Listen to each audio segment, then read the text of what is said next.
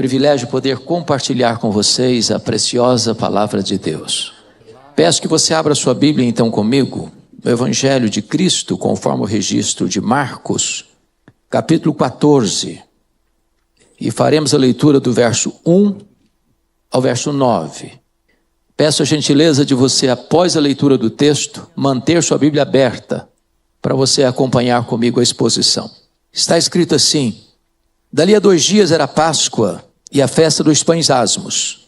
E os principais sacerdotes e os escribas procuravam como o prenderiam à traição e o matariam. Pois diziam: não durante a festa, para que não haja tumulto entre o povo. Estando ele, Jesus, em Betânia, reclinado à mesa, em casa de Simão o leproso, veio uma mulher trazendo um vaso de alabastro, com preciosíssimo perfume de nardo puro. E quebrando o alabastro, derramou o bálsamo sobre a cabeça de Jesus. Indignaram-se alguns entre si e diziam: para que esse desperdício de bálsamo? Porque este perfume poderia ser vendido por mais de 300 denários e dar-se aos pobres. E murmuravam contra ela. Mas Jesus disse: deixai-a, por que a molestais? Ela praticou boa ação para comigo. Porque os pobres sempre os tendes convosco. E quando quiserdes, podeis fazer-lhes bem, mas a mim nem sempre me tendes. Ela fez o que pôde. Antecipou-se a ungir-me para a sepultura. Em verdade vos digo, onde for pregado em todo o mundo o evangelho, será também contado o que ela fez, para a memória sua. Amém? Bom, o contexto desta passagem está meridianamente claro. 2 dias antes da Páscoa. A Páscoa era a maior festa dos judeus. A Páscoa era a alegria dos judeus e o terror dos romanos. Isso porque na Páscoa a população de Jerusalém quintuplicava. E os romanos tinham medo de revolta, de rebelião, de motim. Tanto é verdade que nessa festa da Páscoa, todo o aparato militar de Roma, que ficava em Cesareia Marítima, residência oficial do governador Pôncio Pilatos, se transferia para Jerusalém. Até mesmo o tetrarca da Galileia, Herodes Antipas, mudava toda a sua estrutura militar para Jerusalém na época da Páscoa. E diz a Bíblia que 2 dias antes da Páscoa, os principais sacerdotes e os escribas, as autoridades religiosas de Israel, maquinam, conspiram, urdem uma trama para prenderem a Jesus à traição e matá-lo depois da festa, depois que o povo já tivesse ido embora, longe dos holofotes. Mas é curioso que em Mateus 26, somos informados que foi Jesus quem disse antes, 2 dias da Páscoa, que ele estava para ser entregue nas mãos dos principais sacerdotes e escribas para ser crucificado. E aí você compreende que quando os homens pensam que estão no controle, quando os homens maquinam o mal e acham que eles estão com as rédeas da história em suas mãos, eles só podem cumprir um plano que já foi estabelecido por Deus. Quem está sentado no trono é Deus, quem governa a história é Deus, quem dirige os acontecimentos é Deus. Mas é curioso que enquanto em Jerusalém se tramava a prisão e a morte de Jesus, ali bem pertinho, a 10 quilômetros de Jerusalém, na aldeia de Betânia, uma família preparava um jantar para Jesus. E ainda hoje Jesus desperta sentimentos tão distintos, amado por uns, odiado por outros, recebido por uns, rechaçado por outros, adorado por uns, rejeitado por outros. Nós estamos aqui porque nós amamos a Jesus. Bom, a Bíblia nos informa que esse jantar aconteceu na casa de um homem, chamado Simão. E a Bíblia não dá o sobrenome dele, mas a Bíblia acrescenta um adjetivo ao nome dele: Simão, o leproso. Isso é intrigante porque a pergunta é: será que esse homem ainda era leproso? E a resposta óbvia é claro que não. E por que sabemos que ele ainda não era leproso? Porque se o fosse, não poderia sequer ficar em casa, muito menos receber alguém em sua casa para um jantar. Ora, mas se ele não era mais leproso, porque o evangelista registra que o jantar aconteceu na casa de Simão, o leproso, e não na casa de Simão, o ex-leproso, para nos alertar sobre um grande perigo: o perigo de rotular gente, o perigo de carimbar pessoas, o perigo de colocar uma tatuagem existencial nas pessoas, porque rótulos ficam, mesmo quando eles não são mais necessários. O enfermo está curado, o cativo está liberto, o perdido foi encontrado, o pecador foi salvo. Então não carimbe gente, não rotule gente, porque Deus pode mudar a história delas. É curioso que nesse jantar quem se destaca é uma mulher. Esse fato é relatado nos 4 evangelhos, embora Lucas 22 só passe de raspão pelo fato. Mas relatado em Mateus 26, em Lucas 22, em Marcos 14 e em João 12. Nos chamados evangelhos sinóticos, Mateus, Marcos e Lucas, essa mulher é anônima. O nome dela não aparece. Ela é incógnita. Porém, no evangelho de João, capítulo 12, o nome dela aparece. Ela é Maria, irmã de Marta e de Lázaro. A história dessa mulher é magnífica porque ela só aparece 3 vezes nos evangelhos. E nas 3 vezes que ela aparece no evangelho, ela está no topo do mundo, assentada aos pés de Jesus. Não há lugar mais alto para você estar do que assentar-se aos pés do Senhor Jesus. A primeira vez que ela aparece é em Lucas 10. E ela está aos pés de Jesus para aprender. Porque Jesus é o mestre dos mestres. Pela excelsitude do seu ensinamento, pela irrepreensibilidade do seu caráter, pela variedade de seus métodos. Jesus não é um mestre de banalidades, ele não é um alfaiate do efêmero, ele é o escultor do eterno. E a melhor academia para você aprender é assentar-se aos pés de Jesus. Muitos ensinaram a verdade, mas só ele pôde afirmar: eu sou a verdade. Ele é o mestre, ele é o conteúdo do seu ensino. Assente-se aos pés de Jesus para aprender. E hoje, quando você abre a sua Bíblia, você lê a sua Bíblia, você está se assentando aos pés de Jesus. A segunda vez que Maria aparece é em João 11. E mais uma vez ela está aos pés de Jesus. Agora para chorar a dor mais aguda da vida, a dor do luto. E eu posso até garantir a vocês de que não há maior fonte de consolo para um coração machucado e ferido pela dor do luto do que assentarmos-nos aos pés do Senhor Jesus. Ele balsamiza a nossa alma, ele terapeutiza a nossa dor, ele derrama sobre nós o óleo fresco do seu espírito, ele tira as vestes de luto e nos cobre com vestes de louvor. Mas a terceira vez que Maria aparece na Bíblia é nesse texto e seus correlatos. E mais uma vez ela está aos pés do Senhor Jesus, agora para agradecer.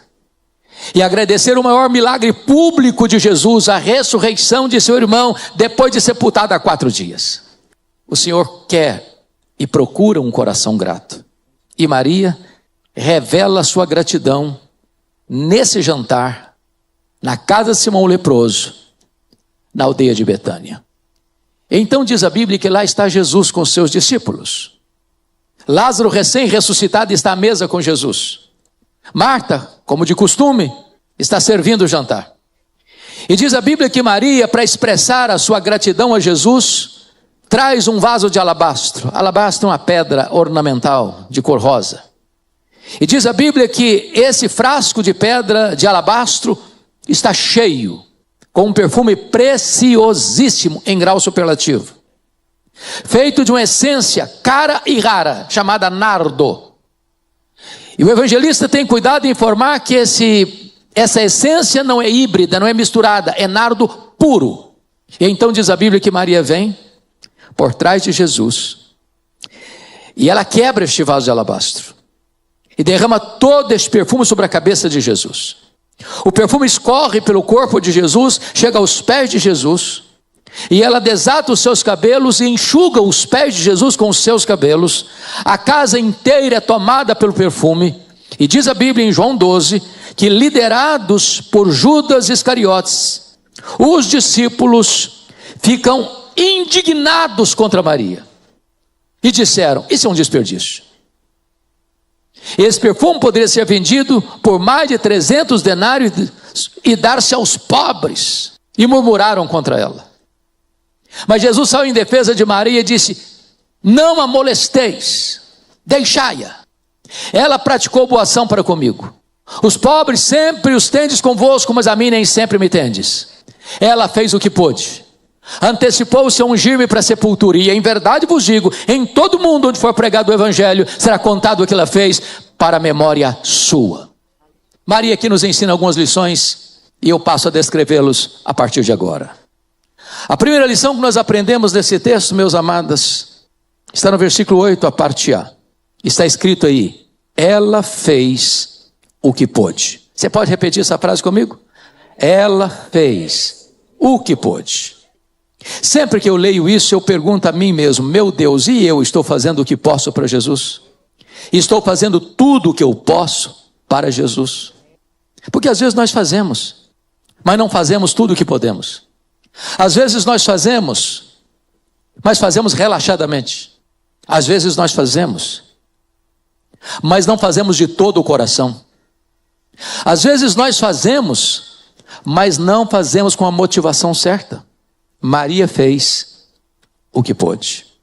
Permitam-me ilustrar. 23 de setembro de 1723, o conde Ludwig van Zinzendorf começa uma reunião de oração na Alemanha, que durou 100 anos ininterruptamente, despertando um dos mais importantes movimentos de avivamento e avanço missionário da história da igreja. Para vocês terem uma ideia, esse grupo chamado os moravianos eram muito pobres. E cada 17 moravianos sustentavam um missionário fora da Alemanha. Alguns deles tão pobres eram que não tinham dinheiro para investir na obra missionária e se vendiam como escravos, o que podia na época, para comprar passagem de ida para os povos mais longínquos da terra, para dedicar o resto dos seus dias para pregar o evangelho para esses povos. Quando eu escuto uma história dessa, eu preciso confrontar o meu próprio coração e perguntar, meu Deus, e eu? Estou fazendo o que eu posso para Jesus? Maria fez o que pôde. Segunda lição que eu aprendo com Maria, versos 3 e 4. Ela fez o seu melhor. Entendamos isso, meus queridos. Ela pega esse vaso de alabastro, que está cheio de um perfume preciosíssimo, e João 12 nos informa que dentro desse vaso tem 1 libra de perfume. O que é 1 libra? 1 litro tem 2,2 libras. Portanto, esse frasco de pedra, que estava cheio, tinha em torno de 350, no máximo 400 ml de perfume. Bom, vocês também sabem que todo perfume é feito a partir de uma essência. E essa essência chamada nardo, era uma essência caríssima e raríssima, que não tinha em Israel. Você pode pesquisar isso e você verá que essa essência chamada nardo só tinha na época na cordilheira do Himalaia, de um arbusto seco moído e transportado em lombos de camelos. Esse perfume não era encontrado numa loja de perfumaria. Esse perfume era comprado ml a ml, gota a gota, ia sendo acondicionado nesse frasco de pedra, de alabastro. Esse perfume era tão caro que Judas Iscariotes, conforme João 12, avalia o perfume em mais de 300 denários. Ora, entendamos, se tinha no frasco 350 ml e se valia mais de 300 denários, eu estou afirmando que cada ml desse perfume custa 1 denário. E o que era 1 denário? Era o pagamento do salário de um trabalhador durante um dia inteiro. Imagine você trabalhar um dia inteiro, ir numa loja e comprar 1 gota, 1 ml de perfume. Tinha dentro desse frasco o resultado de mais de 1 ano de trabalho. E eu sei que vocês gostam de bons perfumes, e todos nós gostamos. E vocês também sabem que bons perfumes custam caro. Como é que você usa um bom perfume e um perfume caro? É só um pouquinho aqui, em dias especiais. E você diz assim, esse perfume tem que durar pelo menos 1 ano. Não é assim? Maria, entretanto, não abre o vaso. Ela quebra o vaso. E por que ela quebra o vaso? Porque ela está dizendo: tudo que eu tenho e o melhor que eu tenho, eu quero dedicar ao Senhor Jesus. Ela fez o seu melhor. E você tem feito o seu melhor para Jesus? Porque às vezes nós damos o resto, a sobra, o que não nos faz falta. Às vezes aquelas pessoas que nem conhecem a Deus ainda como você e eu conhecemos, são mais zelosas em servir aos seus ídolos ou aos seus deuses que nós os somos em servir ao Deus da nossa vida. Eu ilustro. Eu estava pregando, Jorge, em Porto, fui fazer uma visita a Coimbra, em Portugal. E quando nós viajávamos, eu vi caravanas a pé, andando pelo asfalto. Aquilo me intrigou e eu perguntei: o que é que essas pessoas estão fazendo? Me responderam: elas estão indo a Fátima pagar promessas. E eu perguntei: mas a que distância elas estão andando a pé no asfalto? Me responderam: a mais de 300 quilômetros. Aí eu pensei na igreja. Meu Deus, às vezes a pessoa mora no bairro da igreja, tem ônibus, tem táxi, tem Uber, tem metrô. Se está chovendo, não vai porque tem medo de derreter. Se está calor demais, não vai porque está quente demais. Se for decisão do Atlético e do Cruzeiro, é aí que não vai mesmo. Aí aqueles que não conhecem a Deus como você e eu conhecemos, parecem ser mais zelosos em servir aos seus deuses que nós o somos em servir ao Deus da nossa vida. Maria fez o seu melhor. Terceira lição que eu aprendo com Maria: ela fez sacrificialmente. Eu só posso entender esse texto na cultura judaica. Eu confesso que não conseguimos entender esse texto na cultura ocidental. Não conseguimos. Sabe por que não conseguimos? Eu não conheço, talvez você também não conheça, nenhuma pessoa que use toda a reserva de um ano de trabalho para comprar um frasco de perfume. Eu não conheço ninguém. Mas na cultura judaica, quando uma menina fazia a transição de menina para moça, o que é tão rápido, ela já começava a comprar esse perfume ml a ml, gota a gota, ir acondicionando nesse vaso de pedra de alabastro para o dia mais sonhado, desejado e esperado da sua vida, o dia das suas núpcias. Quando Maria coloca todo aquele perfume a serviço de Jesus, ela não está dando alguma coisa que não faz sentido para ela, ou não tem significado para ela, ou não tem valor para ela. Ela dá aquilo que era mais importante para ela e o faz de forma sacrificial. A pergunta que eu faço a vocês nesta noite é esta: o que é que hoje você está fazendo para Jesus que pode receber o selo de sacrificial?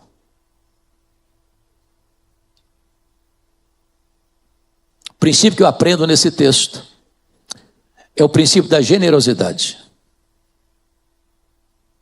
E eu li recentemente um livro sobre esse assunto, e a introdução do livro valeu para mim o livro.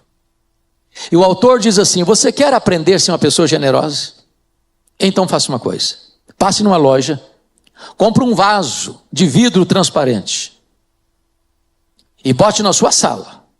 Se você é uma pessoa chique, pode ser cristal, mas tem que ser transparente. Mas você não vai botar flor no vaso. Você vai botar terra, só terra.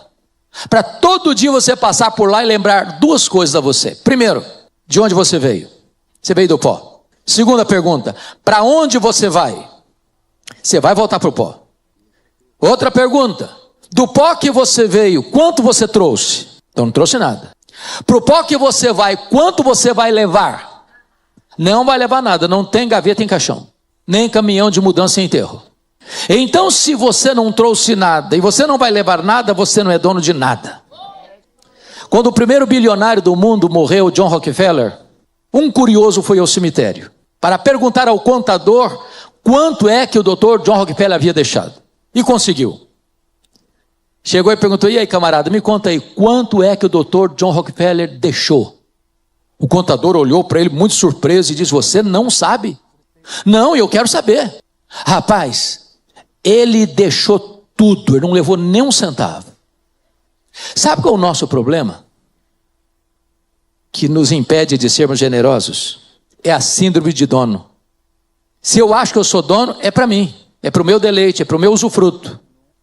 No dia que eu entender que eu não sou dono, eu administro o que é do dono, e o dono requer dos mordomos que sejam encontrados fiéis, e o dono é generoso, eu não terei dificuldade de ser generoso com o que é do dono, porque o dono, de quem eu administro os bens, é generoso.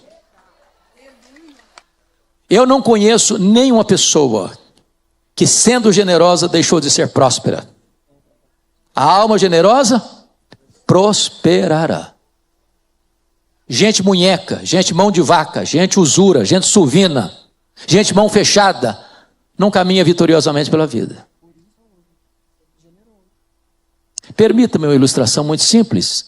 Eu acho que o pastor Jorge deve conhecer muito bem essa história. Ela aconteceu na cidade de Itaporanga, no interior da Paraíba. Lá tinha a igreja, e tem a igreja batista missionária. E o pastor da igreja batista missionária de Itaporanga, na Paraíba, tinha um programa de rádio, o único programa evangélico da região, que alcançava 40 mil pessoas na cidadezinha e no entorno. Aí a seca chegou e assolou o sertão. Aí a colheita falhou. As ofertas diminuíram. Os dízimos diminuíram. E o pastor não conseguiu pagar o programa. Ficou 3 meses inadimplente. E recebeu um ultimato da emissora: ou paga o programa até a próxima semana, ou vamos tirar o programa do ar. O pastor da igreja chegou domingo à noite e disse: meus irmãos, o programa não pode sair do ar. É o único programa evangélico da região. Então eu vou pedir para vocês vão fazer uma oferta sacrificial, para que o programa não saia do ar. Nós precisamos pagar essa semana. Tem 3 meses atrasados. Estava lá na igreja o senhor Tota e a dona Lourdes. Eram meeiros. Essa palavra meeiro é uma palavra muito desconhecida para quem mora na cidade. Mas meeiro é o cidadão que trabalha na terra de uma outra pessoa, planta, colhe, e a metade do que ele colheu vai para o dono da propriedade. Ele só fica com 50%. Então estava lá do senhor Tota e a dona Lourdes, que moravam a 6 quilômetros de Itaporanga, e iam a pé para a igreja. Quando voltavam, a Lourdes disse assim para o Tota: ô Tota, você escutou o apelo do pastor, nós temos que fazer uma oferta sacrificial. O Tota disse: mas Lourdes, lá em casa não tem um centavo, não tem nada, não tem dinheiro, nós vamos fazer o quê? Ah, mas você escutou o apelo do pastor, nós temos que dar um jeito, nós temos que fazer alguma coisa, temos que fazer uma oferta sacrificial. Quando estão chegando em casa discutindo o assunto, a Lourdes disse para o Tota assim: ô Tota, dinheiro não tem mesmo não, mas tem um terreiro com muitas galinhas, alguns galos, vamos dar o galo maior, é o melhor que nós temos. O Tota concordou, falando: tá bom. Segunda de manhã a Lourdes botou o galo debaixo do braço. Não é o Atlético não, tá gente, o galo. Andou 6 quilômetros para a cidade, bateu a porta do pastor, disse: pastor, eu escutei o seu sermão ontem e vim trazer a nossa oferta sacrificial. É o melhor que nós temos lá em casa, é esse galo. O pastor deu um sorriso amarelo, agradeceu, despediu a dona Lourdes e pensou: meu Deus, o que é que eu vou fazer com esse galo? O cara era tão velho que não dava nem uma sopa. Aí ele pensou, falou: vou fazer uma rifa desse galo. Não, rifa não combina com crente. Pensou, vou botar a história da mulher do galo na internet. Botou na internet. Domingo de manhã, o pastor Jeremias, que é colega do pastor querido aqui, da Getsemane, abriu a caixa de e-mail. Pastor Jeremias Pereira, está lá a história da mulher do galo. Aqui mexeu com o coração dele. Chegou na igreja, a 8ª igreja aqui, de Belo Horizonte, diz: meus irmãos, tem uma igreja precisando de um socorro, tem um programa de rádio que está para sair do ar, e nós não podemos deixar o programa sair do ar, nós vamos levantar uma oferta agora para ajudar aquele pastor. Levantaram a oferta, e a oferta correspondeu a 2 anos de programa do rádio. Mandou a oferta para o pastor, disse: pastor, fique tranquilo, durante 2 anos está garantido o programa. O próprio pastor Jeremias está pregando lá em Toronto, no Canadá. Pastor Seni Tavares conta a história da mulher do galo. Levanta o irmão e diz: eu quero saber se a dona Luz está precisando de alguma coisa. Ah, ela está. Tem energia na casa dela, mas não tem geladeira. Não tem um fogão industrial para fazer algumas coisinhas para vender e ganhar um dinheiro, um extra. Aí o irmão disse: pois nós vamos mandar o dinheiro para a geladeira, o dinheiro para o fogão e para outras coisas que ela precisar. E mandaram o dinheiro. O próprio pastor Jeremias está pregando em Nova York e conta a história da mulher do galo. Levantou o empresário e disse o seguinte: eu quero saber como é que é essa terra. Não, ela não vai ser meia, mas não, nós vamos comprar a terra, vamos passar a escritura em nome da dona Lourdes, ela vai ser a proprietária da terra. Mandaram o dinheiro, compraram a terra e passaram a escritura em nome dela. Está pregando uma outra igreja, conta a história da mulher do galo, levanta o engenheiro agrônomo e diz: eu quero saber como é que é essa terra. Ela tem que produzir mais, nós vamos para lá, vamos trabalhar a terra, vamos cavar poços artesianos, vamos tornar essa terra mais produtiva. E foram para lá e tornaram a terra mais produtiva. Está pregando a outra igreja, conta a história da mulher do galo. Levanta o empresário e diz: eu quero saber como é que é a casa da dona Lourdes. Bom, tem geladeira, tem fogão, tem energia, mas a casa é muito simples. Então bota tudo abaixo, vamos construir uma casa grande de alvenaria, vamos equipar a casa, vamos mobiliar a casa, vamos dar tudo de conforto que a dona Lourdes precisa. E assim fizeram. Um repórter da Christian Today, lá em Nova York, escuta a história da mulher do galo. Pega um avião em Nova York, desce em São Paulo, pega um voo para João Pessoa, pega um carro para Itaporanga e entrevista a dona Lourdes. E a história da mulher do galo percorreu o mundo inteiro.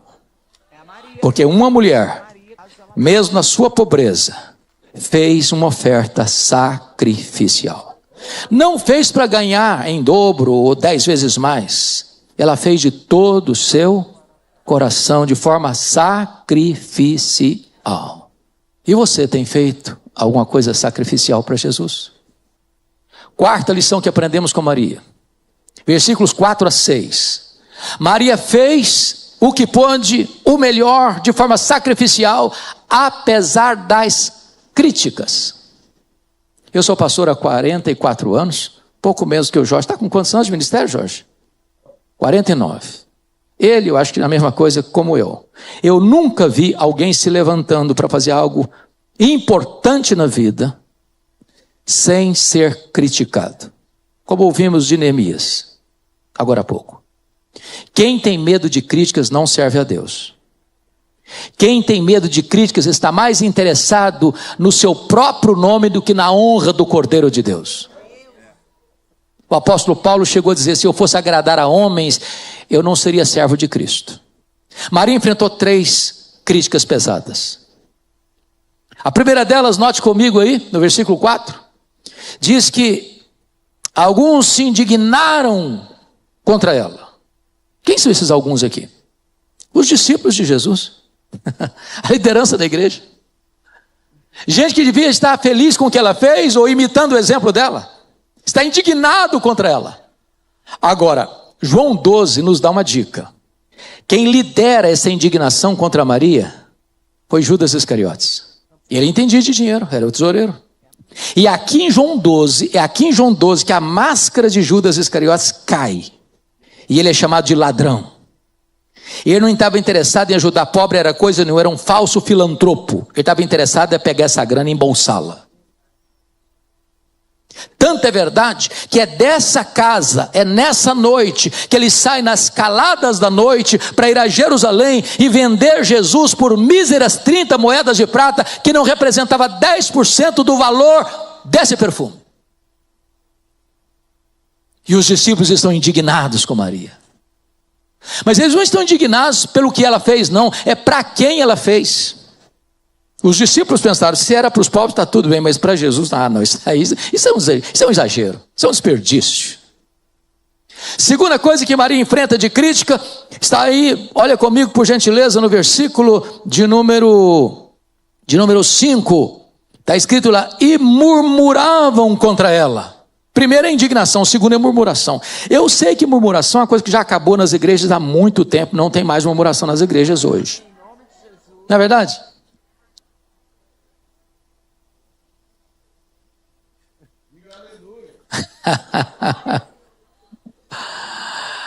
Pois é, mas notem que eles não estão só murmurando, não, eles estão murmurando contra ela. É diferente.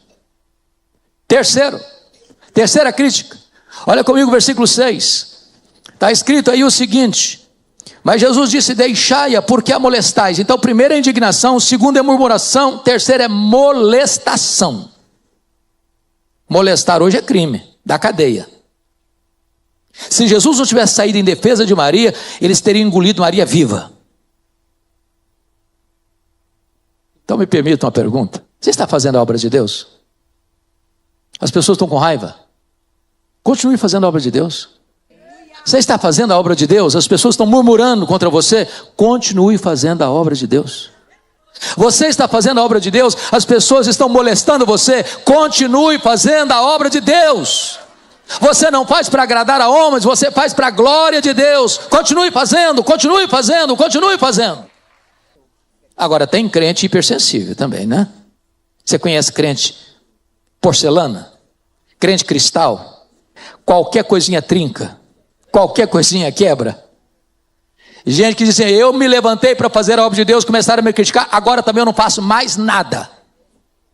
Eu trabalhei muito na igreja, agora eu vou ficar sentadinho no banco, não quero mais nada. Maria fez apesar das críticas. Quinta lição que eu aprendo com Maria. Ela fez só para agradar ao Senhor Jesus. Esse ponto está ancorado em João 12. É só João 12 que nos informa isso.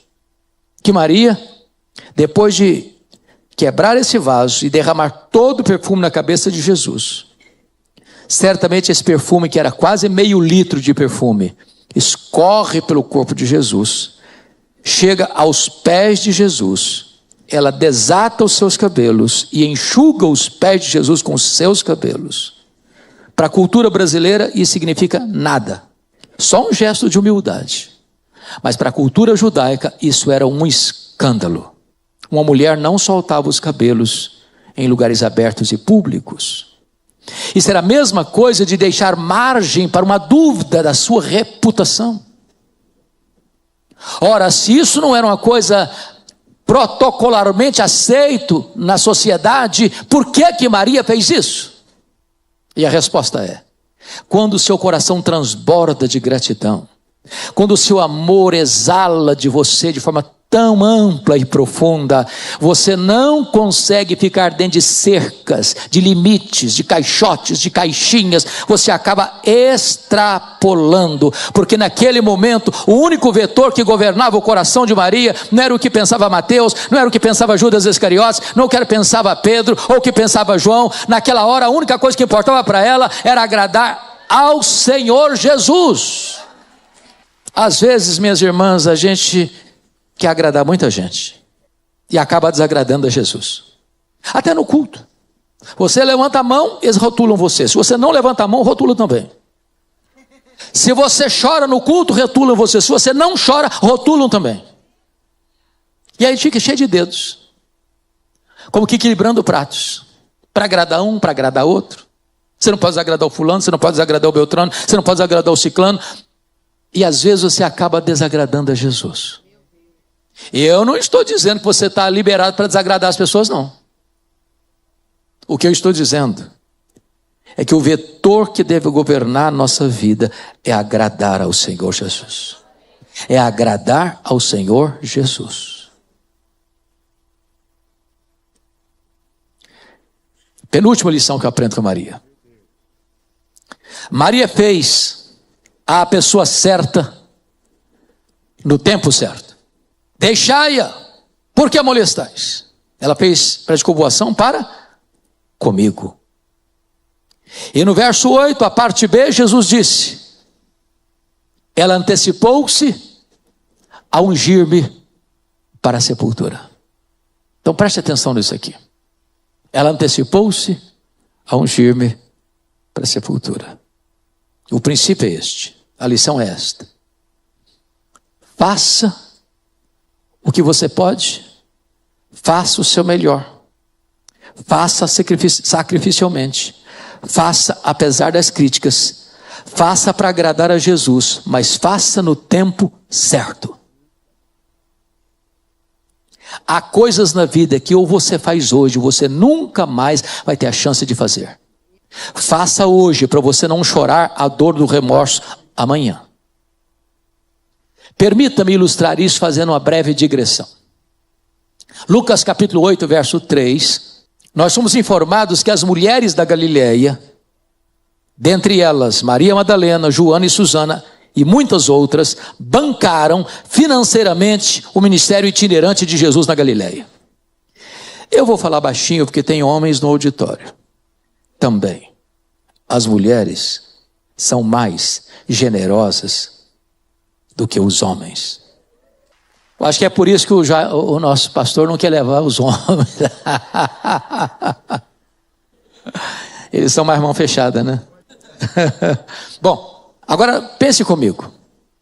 Eu quero que você acompanhe meu raciocínio, por favor. Preciso da sua atenção. Tem Jesus, tem 12 discípulos, portanto 13 pessoas.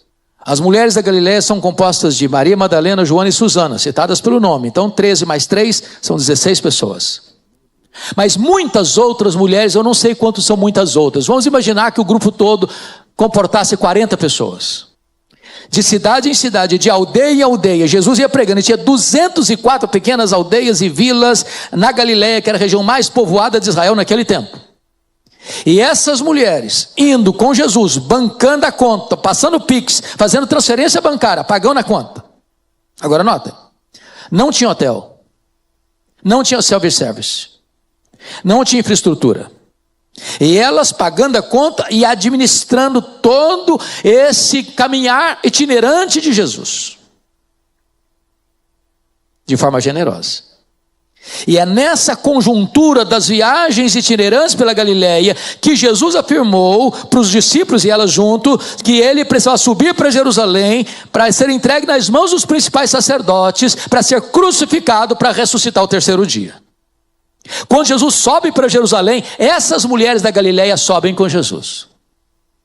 Quando Jesus foi crucificado, só consta que João estivesse presente na crucificação de Jesus. Os outros apóstolos, acovardados, fugiram, mas as mulheres da Galileia estavam presentes na crucificação de Jesus. Quando Jesus foi sepultado, não consta nem que João estivesse presente no sepultamento de Jesus, mas Lucas 23, 54 e 55 diz que as mulheres da Galileia não só estavam presentes, mas viram onde e como Jesus foi sepultado. Repita comigo, onde e como Jesus foi sepultado. Eu preciso que você acompanhe o raciocínio de novo.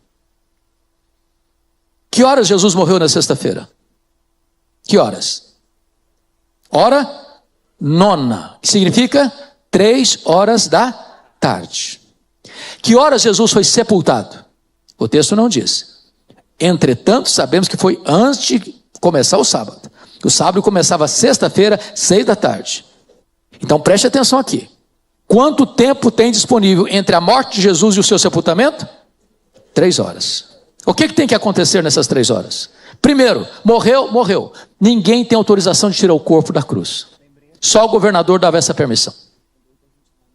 Mas o governador não estava aqui na crucificação, não. Ele estava lá dentro dos muros de Jerusalém, na torre, na fortaleza da Antônia. Tem que alguém lá falar com ele.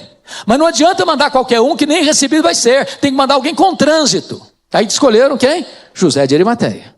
E eu imagino a cena, José de Arimateia chegando, o governador, deixa eu te falar, eu tenho um túmulo que nunca foi usado. E esse Jesus Nazareno que foi crucificado, eu gostaria de oferecer o meu túmulo para ele ser sepultado. E acabou de morrer.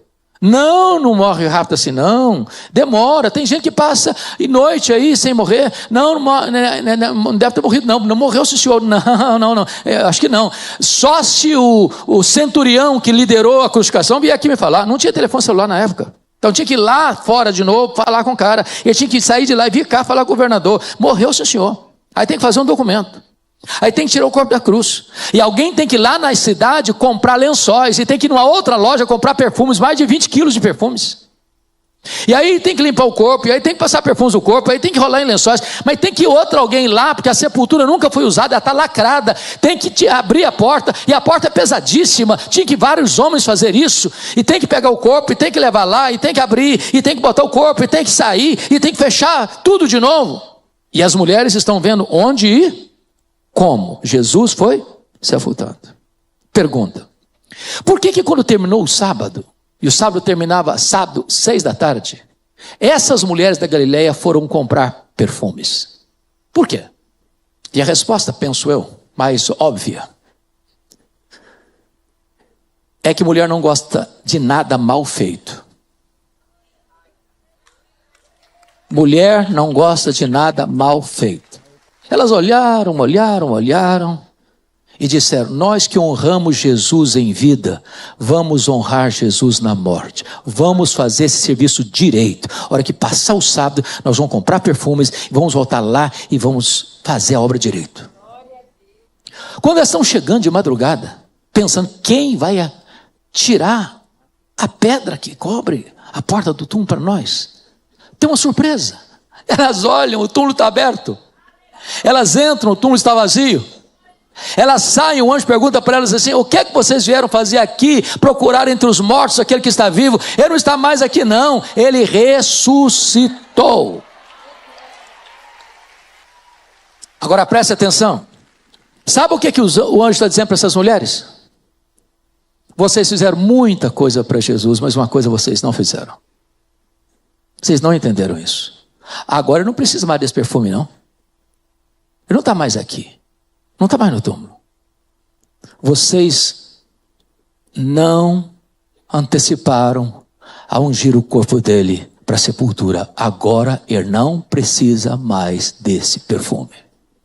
Lição aprendida: faça no tempo certo, porque amanhã pode ser tarde demais. Há coisas na vida, minhas irmãs, que ou nós fazemos hoje ou jamais teremos chance de fazer de novo. É aquela conversa, é aquele confronto, é aquele pedido de perdão, é aquela visita, é aquela ajuda financeira. Faça hoje para você não chorar a dor do remorso amanhã. Talvez você precise dar um telefonema. Talvez você precise fazer uma visita. Talvez você precise enfiar a mão na bolsa e dar uma oferta para alguém que você sabe que está passando uma magrela na vida. Faça hoje para não chorar amanhã. Há duas coisas, Jorge, que me chocam muito na cultura brasileira. E a primeira coisa que me choca na cultura brasileira é que eu não conheço ninguém que receba mais elogios do que defunto. Não conheço. Hoje, gente, uma rasgação de seda em cima do cachorro que não tem mais fim. A grande pergunta é: meu Deus, será que essa pessoa que está morta, que em vida escutou alguns desses elogios? Porque elogiou um defunto, ele não vai ficar feliz com isso. E nem vai se levantar do caixão para lhe dar um abraço. E se levantar, você corre também. Então não espere a pessoa morrer para elogiar, não. Mas tem gente muito espiritual que diz: ah, pastor, esse negócio de elogiar é um perigo, porque a pessoa vai ficar vaidosa. O que a Bíblia proíbe, minhas irmãs, é hipocrisia. Mas um elogio na hora certa, no tempo certo, com a motivação certa, é um bálsamo. Empurra você para frente. Não espere a pessoa morrer para elogiar. Não espere a pessoa morrer para reconhecer o seu valor. A segunda coisa que me choca na cultura brasileira, Jorge, é que defunto recebe mais flores do que gente viva. Dá para entender um negócio desse? Eu fui num funeral em Vitória, no Espírito Santo, e contei 86 coroas de flores. Contrataram um caminhãozão para levar as flores, um caminhãozinho desse tamanhozinho para levar o defunto. E eu fiquei do lado olhando, falei: meu Deus, para que tanta flor para o defunto? Coitado, não consegue cheirar um botão de rosa a mais. Mas sabe por que os mortos recebem mais flores do que os vivos? É porque a voz do remorso é maior do que a voz da gratidão. Não espere a pessoa morrer para mandar flores. Mande enquanto a pessoa pode apreciar as flores. Porque um defunto não se emociona com a quantidade de coroas que recebe no funeral. Bom, deixa eu descontrair um pouquinho. Para imitar um pouquinho meu pastor Jorge. Eu fui informado que esse congresso só vem mulheres para cá cujo marido é muito romântico. Parece que é uma exigência que o Jorge faz para vir para cá para o congresso, eu não sei. Maridos que nunca esquecem o aniversário da esposa, maridos que jamais esqueceram a data de aniversário de casamento, maridos que sempre encaminham um buquê de flores no aniversário. Falaram que é assim que é a condição para esse congresso aqui. Mas vai que alguns de vocês têm um marido desatento, vai que tem. Então deixa eu dizer para você, querida irmã, se você nunca recebeu um buquê de flores do seu marido, se você for primeiro, e for primeiro significa morrer na frente, morrer primeiro, você vai ganhar uma coroa de flores, e grande. E ele nem vai pedir desconto na floricultura. Não espere a pessoa morrer para mandar flores. Faça no tempo certo. Última lição, sétima lição do texto. Primeiro, ela fez o que pôde. Segundo, ela fez o melhor. Terceiro, ela fez sacrificialmente. Quarto, ela fez apesar das críticas. Quinto, ela fez só para agradar a Jesus. Sexto, ela fez para a pessoa certa, no tempo certo.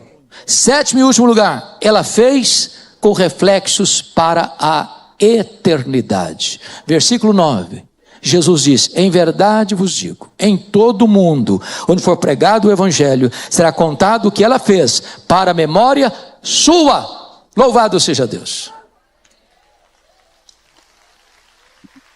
Pense comigo que Maria está fazendo um gesto numa casa humilde, numa aldeia humilde, há 2000 anos, e o que ela fez tem sido trombeteado do alto dos montes nos ouvidos da história.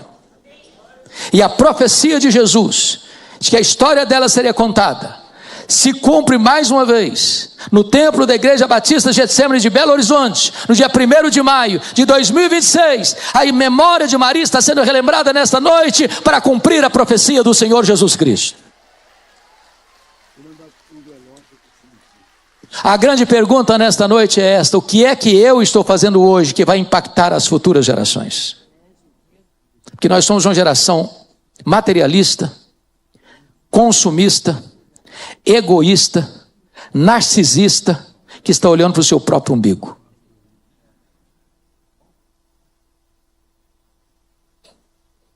Eu quero contar duas ilustrações e encerrar. Uma negativa, outra positiva. A negativa procede das Escrituras, o exemplo do rei Ezequias. Ezequias foi um rei tão singular no seu tempo, que a Bíblia diz que não houve ninguém igual a ele antes nem depois. Ezequias não teve berço, o pai dele era um monstro chamado Acais. E mesmo não tendo exemplo em casa, ele escolheu andar com Deus. Ele começou a governar. Com 29 anos, governou 25 anos, morreu com 54 anos.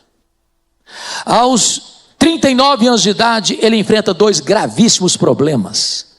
O poderoso império assírio, que já havia levado embora para o cativeiro as tribos do norte, o reino de Israel, cerca Jerusalém com mais de 180 mil soldados e recebe um ultimato de Senaqueribe: renda-se, porque Deus nenhum pode livrar você das minhas mãos. Se não bastasse isso, diz a Bíblia que Ezequias, aos 39 anos de idade, fica doente. Uma úlcera. Médico não consegue resolver o problema. Ele recebe uma sentença de morte do próprio Deus, que manda o profeta Isaías à sua casa e diz: ponha em ordem a tua casa, porque morrerás e não viverás. E naquele momento, o rei só tinha uma parede para se virar. Ele se volta para a parede e ora fervorosamente e chora copiosamente, e Deus responde rapidamente. O profeta Isaías não tinha saído da cidade ainda quando Deus disse para ele: volta lá e diz a Ezequias, príncipe do meu povo, que eu ouvi a sua oração, que eu vi as suas lágrimas, que eu o curarei da sua doença e que eu libertarei Jerusalém do poder da Síria. O milagre foi tão grande que isso reverberou para fora do território de Israel e chegou lá na longínqua Babilônia, um império que se formava. E a Babilônia mandou para Jerusalém uma comitiva diplomática para parabenizar Ezequias, para levar presentes para Ezequias, para congratular-se com Ezequias. E diz a Bíblia que ao receber a comitiva diplomática da Babilônia, ele abriu a sua casa, ele abriu os seus tesouros e mostrou tudo para a Babilônia: quão rico ele era, quão poderoso ele era, quão esplendoroso era o seu reino, mas não deu uma palavra sequer de gratidão a Deus. E aquilo foi mal aos olhos do Senhor. E agora Deus manda de volta o profeta Isaías na sua casa. Diz: agora escuta a palavra de Deus. Essa Babilônia diante de quem você se vangloriou, voltará um dia e vai saquear tudo que se ajuntou até hoje e vai levar tudo embora. E tem mais, dos filhos que gerares serão feitos escravos. E tem mais, eles serão feitos eunucos. Em outras palavras, eles serão castrados. Você quer uma coisa pior do que essa? Sabe o que o rei respondeu para o profeta? Boa é essa palavra. Não, você não entendeu o que eu falei. Entendeu? Eu estou dizendo que a Babilônia virá e vai roubar tudo, e vai saquear tudo, e vai levar tudo embora. Eu estou dizendo que a Babilônia vai escravizar os filhos. Eu estou dizendo que a Babilônia vai castrar os jovens. Você está louco, homem, falando que é boa essa palavra? Você fica maluco? E diz a Bíblia que agora ele não fala, agora ele pensa. Boa essa palavra, porque pelo menos eu, Ezequias, terei paz nos meus dias. Sabe o que ele está dizendo? Quando isso acontecer, eu já não estou mais aqui. Eu já bati as botas. Sabe o que ele está dizendo mais? Eu só me importo comigo. Depois que eu morrer, que as futuras gerações, desculpem da expressão, que as futuras gerações se danem. Eu não estou nem aí. Muito triste. Muito triste.